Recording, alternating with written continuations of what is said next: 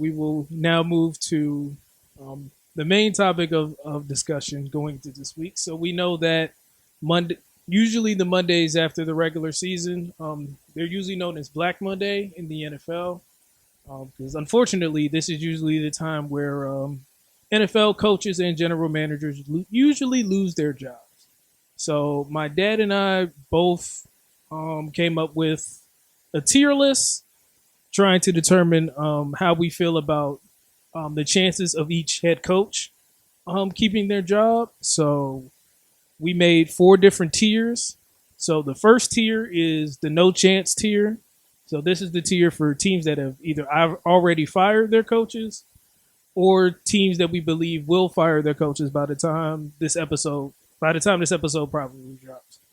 The it's possible tier is it being possible that they keep their jobs, but we're about 75 to 80% sure they're probably being shown the door.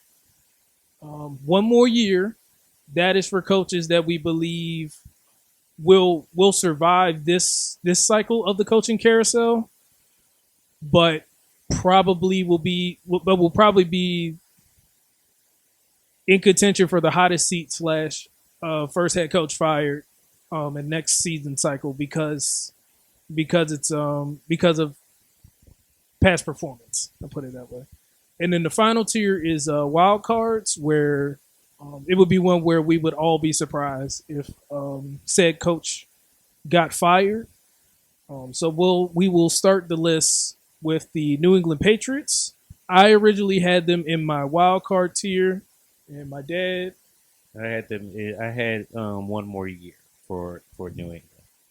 But as we know, a few hours ago, Adam Schefter reported that the New England Patriots had fired Gerard Mayo. I'm still upset about that. How did he had a year? Bill, that was his protege. That's the guy he handpicked. So yeah, it, it was the hardest thing I had to do. No, Bill's gone. So you just say, "Oh, Bill's gone. Oh yeah, fine."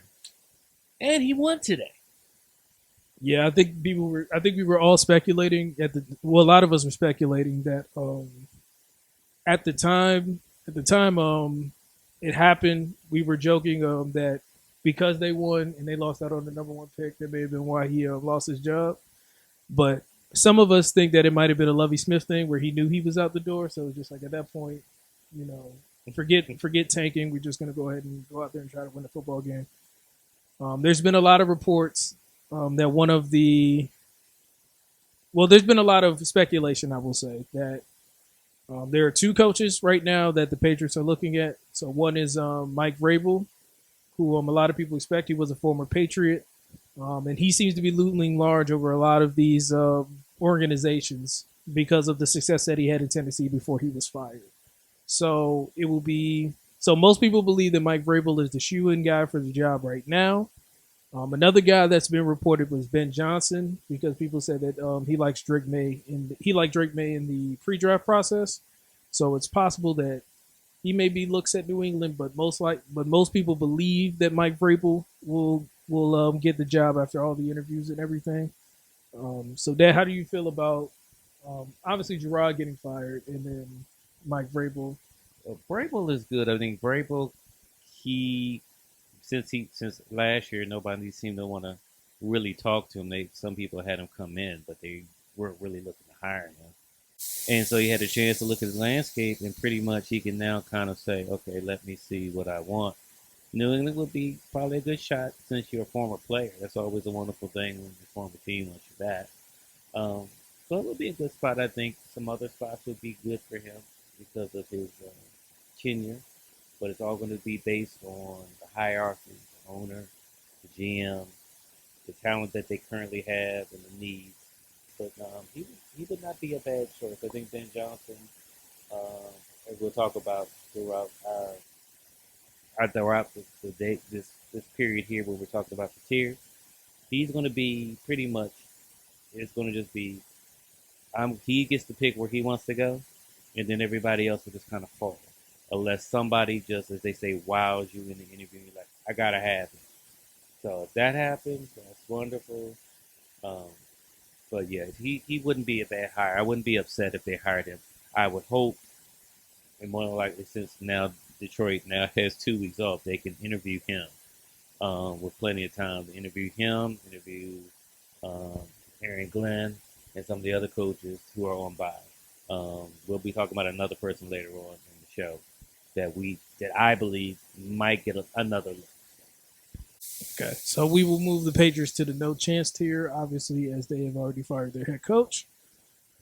Another team that has already fired their head coach, which I think came to no surprise to all of us that watched them on Thanksgiving. The Chicago Bears. Oh my God, you know your cousin likes the Chicago. It's like his team. I don't understand. But Yeah, anyway, we may have to bring him on the pod to ask him how he became a Bears yeah, we fan. had to do But that. Yeah. I don't know if there's too much to say here. I mean, I think we kind of have an idea of who the top guys are for the Bears right now. I've heard Anthony Weaver, who's I believe the Dolphins defensive coordinator, has been getting some conversations. Obviously, Brian Flores is another guy that's been considered. Um, but this feels like the prime Ben Johnson spot for most people because you have the quarterback in place in Caleb Williams. You have the wide receiving core. You probably want to improve the offensive line a little bit because you don't want Caleb getting killed back there. But I think it's a pretty good team weapons wise when you look at the two. When you look at the two, because they had, like I said, you have the quarterback in place. You have the wide receiver DJ Moore, who's a possession guy. You have Romo Dunze, who we think could be the other guy outside. You got Keenan Allen in the slot, and then you have Cole Kmet, who's a pretty good tight end, so he can fill in that Laporta role. So the pieces are there. They just have to improve the offensive line a little bit more. But yeah, I think that would be a prime spot that we probably see Ben Johnson go to if he decides to go there. Yeah, as far as that, I think that's where we're gonna go. I also think they are gonna keep Ryan Poles in place at GM, so he'll have the choice to pick the coach. So that may change some things, but I think the biggest piece is I will say this because that they should have never brought back the original coach from last year when they drafted him. So that was the yeah, first mistake right there. Then the second mistake was when they fired him in the middle of the season. They brought in a replacement. They fired the offensive coordinator and put another person in as the offensive coordinator. Then they made him the coach after they fired the next replacement coach. I won't say that the organization is dysfunctional. I would just say they need to have once again the GM. I think needs to put his stamp on this other than just I'm buying the groceries and you get to cook. I think he needs to say this when he picks this coach, they're tied to each other. This is my guy. It's not this is somebody that's here and me and ownership and I want to bring the guys. Say, no, we'll give them a chance. They were winning at the end of the season. This is the same team that had Justin Fields and then they just kind of let him go. And you traded him. You basically gave him away for a 6th round pick. So right there, that's a problem right there. If this is the case, you have something to build on. If you wanted to draft Caleb and then give Mr. Fields the opportunity to say, hey, you need to stay and sign a 1 year deal because we're bringing in Caleb. He's going to be the quarterback. But if you want to be here for the years to kind of show your wares to somebody else, hey, we can do that. But no, it's like, no, you got to go. Ship you out. Caleb comes in. You know you didn't have a line. You were banking on keeping Eberflus. That was his name, right? yes, Keeping Eberflus because he was a defensive guy and he had an offensive guy in place. So he just, as long as the defense is good, we've got the weapons. We now got a quarterback. We've got 2 receivers. We've got Keenan Allen. We've got tight end. We've got weapons. Well, you can do nothing with no weapons if your quarterback, number one, is young. Number two, he has no line. So if you have no line, and you're a young quarterback who people keep trying to compare to Patrick Mahomes. Well, even Patrick Mahomes sat behind somebody for a year before he played. So you're talking about Caleb Williams coming right off the street. He's playing, and then the stuff that he was trying to do, he was not going to be able to do. So, and all that to say, the GM needs to make sure this is the guy that I want. Ownership says this is the guy you want. This is the guy I want. All right. So if this guy doesn't work, you're both gone. That's usually how it works. In this case, the coach was there. They brought in the GM, if I'm not mistaken. He said, okay, we'll work with him. You want to keep him? We'll get him what he needs. What do you need? As I said, I'll buy the groceries. You can cook. That's fine. I'm good with that. Now that you're gone, I'm going to pick who I want to run the team. So they'll be tied together. Ben Johnson, like I said, everybody believes this might be his. Then you talked about Miami's defensive coordinator. We still can talk about Cliff Kingsbury as well, since he did coach Yeah. Caleb in college. I think for what, a year. Yes, for a So year. For a year. so he kind of knows him. He can kind of scheme him up and do some things probably that maybe Chicago didn't think about doing. So he would be a possible coach as well. So there's some possibilities that even if Rabel, he will probably interview for all of the jobs, even though he's in the back of his mind. We still think New England is going to be where he goes. But he might even, and he wouldn't even be a bad choice for that job either, because he would be able to he would probably bring in a staff, and he would know I need to bring in a coordinator that's going to work to Caleb's strengths, and we've got to build a line. So he would know. Okay, so we're gonna kind of try to speed run a little bit with these next two, with the Jets and the Saints. Just for the Jets, we know they've already had a couple of head coaching interviews already. I think I know my dad said for the Bears, that's probably not. He wouldn't consider them dysfunctional, but The Jets are really dysfunctional. yeah. So it's going to be very interesting to see who they get as the GM, because I'm sure the GM will get to pick the coach, but two, what they end up doing at the quarterback position, because I don't think anybody expects Aaron Rodgers to be back next year, especially since the owner, I believe, at one point in the season was trying to get them to bench Aaron Rodgers, and this is when Robert Saleh was still the head coach. So The only thing I'll say about the Jets is if they hire Rex Ryan, Aaron Rodgers will be back. that would be interesting. But yeah, we'll see. And then for the Saints, we saw Dennis Allen get fired. I think this was one of those things where I think it was just too much mediocrity for too long, and then they just kind of tailspun a little bit too much this season. The special teams interim head coach that they had did seem to keep the locker room together. They were able to win some games and produce pretty well. So I think I'm sure he'll get an interview. But the reports right now are that Aaron Glenn is the top candidate to get the Saints job. So it will be interesting to see if anybody else is able to lure him away, because the Jets, I believe the Jets are a team that he played for as well at one Yeah, point. So yeah. I'm sure he'll interview for both of those teams. Um, and obviously a whole bunch of other teams, because he's going to be a top candidate. But it's going to be interesting to see what happens with those two teams and who their coach ends up being. All right, so we will move to the next team on the list. This is probably where me and my father start to have a little bit of a discrepancy on teams. But we'll start with the New York Giants, who went 3-14 this season. For me, I went ahead and did one more year, just because I think even with if he was close to being I think Dable was close to being in it's possible tier, but I think the performance against the Colts, even though it was the Indianapolis Colts, added to the fact that Vrabel is probably going to be the Patriots head coach, and obviously Belichick is in Carolina. I think that the names start to get a little that the candidates start to dwindle. I think that you start to look and I think Mara's going to ask himself, okay, is this person better than Dable? Is this person better than Dable? I think Shane will do the same thing, and I think they'll come to the conclusion that Dable is just better to keep Dable at that point than to go ahead and try to get an unproven coach, unless somebody like a Ben Johnson shows serious interest in the job. So for me, he's in the one more year tier. Yeah, we actually agree on this one. There's one coming up that we are differing on, but yeah, he should get one more year because they right now, I don't think any of the hot candidates are going to want this job. I agree there. So we both have the Giants in the one more year tier. Okay. So the next team on our list is the Jacksonville Jaguars. What tier do you have them in? Oh, Doug Peterson, I should say. he's off with your head. He's gone. So you have him in the no chance tier. He what Vince McMahon, for those who listen or watch wrestling, no chance. If we can play the theme music in the background, no chance.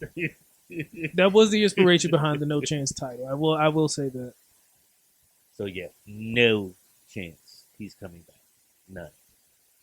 Okay, so me and my dad differ a little bit here. So I have him in the it's possible tier just because I'm not completely sure that Jacksonville is going to move on because I think that he may get the excuse of even though his quarterback regressed, he may get the excuse of Trevor was hurt and things of that nature. But and he was able to, and I think you have a guy in Brian Thomas who you feel like is a good building block. But then again, given the fact that a lot of people seem to think that Trent Baalke, who's the GM, is going to be gone, the thought is probably the heck whoever comes in is probably going to want their own thing. Especially if like you do find a way to get Ben, he might be able to bring in the GM that he wants as well. So it may be a package deal type of thing, whether he goes to Chicago or Jacksonville. So maybe I'm talking myself into the no chance tier. I think we're going to put Jacksonville in the no chance tier, but for me, he's still in the it's possible tier. I'm My son is hedging being my very bet. nice to me tonight in our first podcast together. He's like, okay, well, I'll let you have that one, Dad. But really, I think he's coming back. Okay, so the next team on our list is the Las Vegas Raiders. Um, this is another one more year candidate to me. I just feel like given Mark Davis's temperament, I don't see him as a guy that's just going to let Antonio go. I don't think Antonio lost the locker room there, at least from what I could see. And I don't think they're looking to make any moves anytime soon. I think if Brady has a little bit more influence, maybe they make a move. But for the most part, I think because Antonio Pierce just gives you that Raider feel, I think that he'll probably get another year, especially since this was his first full year and he didn't really have a quarterback. Okay. Yes, it's possible. I feel it falls in it's possible tier because of the things that you just talked about. He really didn't have a quarterback. He thought he did, but he didn't. But the main thing, what is Brady going to say to Davis? And that will determine his fate. Okay, so we're gonna put this one in the one more year tier, but it may move up to it's possible depending on where these last few teams fall.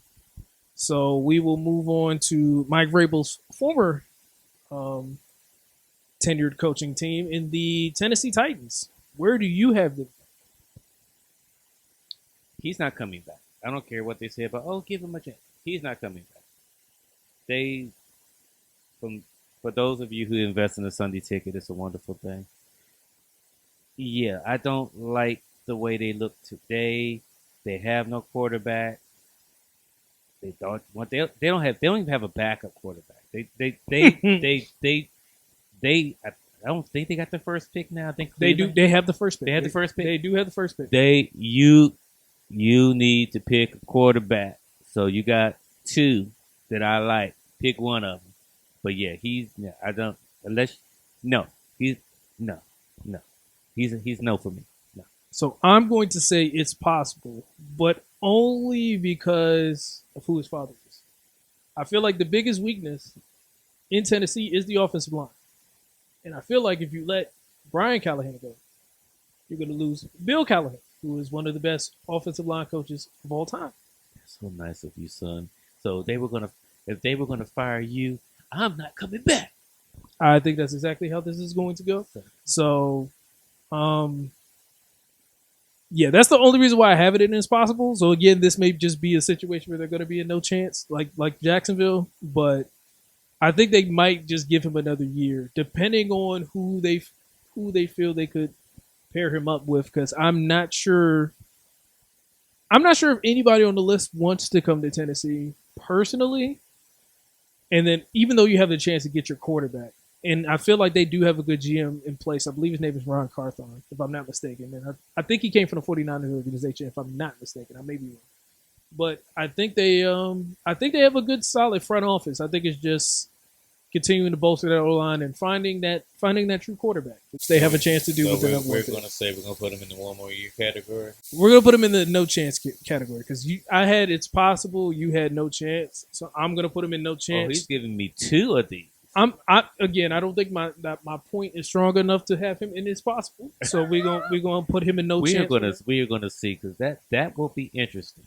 That will be interesting. So if son goes, dad is gonna probably go. So that will be interesting because then you're really gonna have yeah, it's gonna be interesting.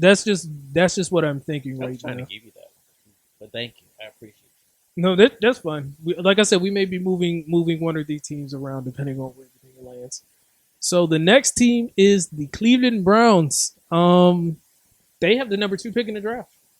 Where are you? Where are you on that one, Nat? Okay, I went from he was given one more year to now I've got him at no chance. I'm like I've seen their Mr. Stefanski because I'm not trying to get long winded this time. What has happened? You have really you've just gone backwards. I mean, you we thought Winston was the guy. Then Winston was playing. Then you took Winston out for the other guy, and he's not working. He wasn't playing well. It's like what are you doing? And then was it then last night you were rotating quarterbacks? What was that? The Bailey Zappi experience, man. What was that? Yeah, I think they yeah yeah.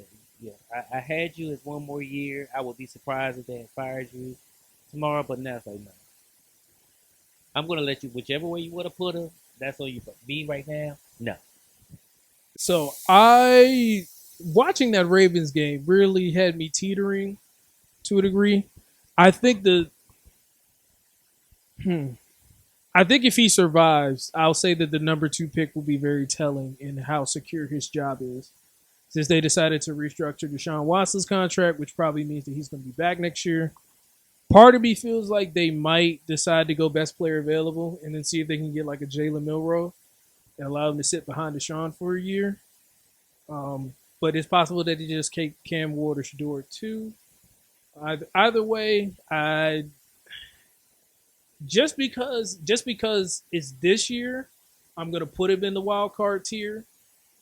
But I but if this was next year, he would probably be in one more year. It's possible because I don't think you can have another bad season when your former quarterback is in what his second straight playoff appearance with Tampa. So and he's been thriving under another head coaching candidate that we're gonna talk about later. But yeah, so right now he's in the wild card tier, but for me, but it's gonna have to he's gonna have to be a lot better next season, especially on the offensive side. Because if the offense is as putrid as it was this year, he will be in the no chance tier next year. So we're gonna do one more year for him just to even it out. So I'll probably move the Raiders up to it's possible now, just just for that. Um, so the Dallas Cowboys. This is another interesting one. So there's a lot of intrigue now because, as has been reported, obviously Mike McCarthy and his whole staff, their contracts basically expired. So the question is, did Jerry try to bring him back at all and try to negotiate, or does he do another thing that my dad has suggested, which I will let him go ahead and talk about if he would like to. what I suggest what tier if since we're doing the tiers, I had put him initially at one more year. But after the last two games, I'm not sure if Jerry's going to want him back. But what we had discussed offline, is that about bringing Kellen Moore back, since he was the offensive coordinator in Dallas.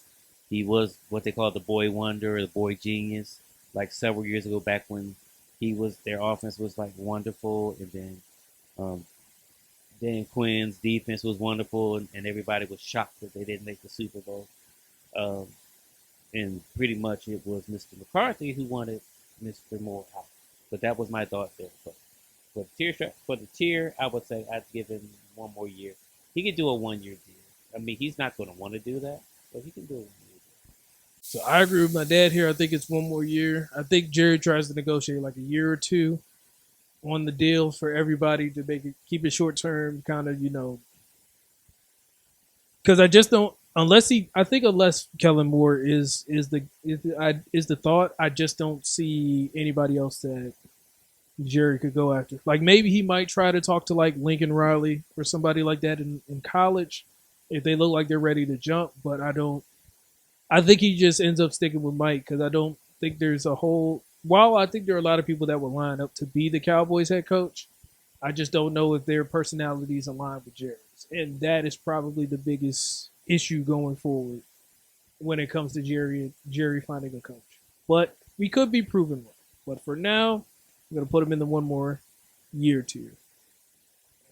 And then I'll take the last team here in the Atlanta Falcons. Unless my dad has anything he wants to say on them. I think my son may be right in what he's going to say next. So just so everybody, I'm going to stand back and listen and learn. Okay, so offline a couple of days ago when my father and I were coming up with the list, I also had the Colts on there just for conversation purposes. But Jim Irsay already basically kind of said that he's looking forward to bringing back the GM and the head coach, so that is why they are not on this list for anybody that may be wondering. But I have the Falcons as a wild card because it's so Falcons of them to do this, but like having the chance, like you beat Tampa Bay twice, so you had the tiebreaker there. But just the way they folded these last couple of weeks, especially against Washington with the time management situation, it's hard. It's hard for coaches to come back from that. I think that Raheem Morris might be safe. This is why he'll be in the wild card tier because I would still be surprised if he gets dropped tomorrow. But I would just say I would be on the lookout for that one just because of the way that it ended and the fact that you had a chance to make you had a very good chance to make the playoffs, but just a few mistakes here and there, and you kind of ceded the division back to Tampa Bay, who it looked like was basically left for dead prior to the Washington game. So, and it also didn't help that your defense gave up 44 points today. Yeah, you lost to Carolina at home when you know you had to win. So we had this discussion as well. If you have one job, win, hope Tampa loses. Tampa was losing, you were winning, and then you started losing. Then Tampa came back, and after that, you're just winning to say you won, which would have been nice. But 2 weeks in a row, losing the game, and then the thing about it, and then I'm gonna cut it short because we got other things to talk about. You let another team go down the field on you, the reverse possession of overtime again for the second week in a row.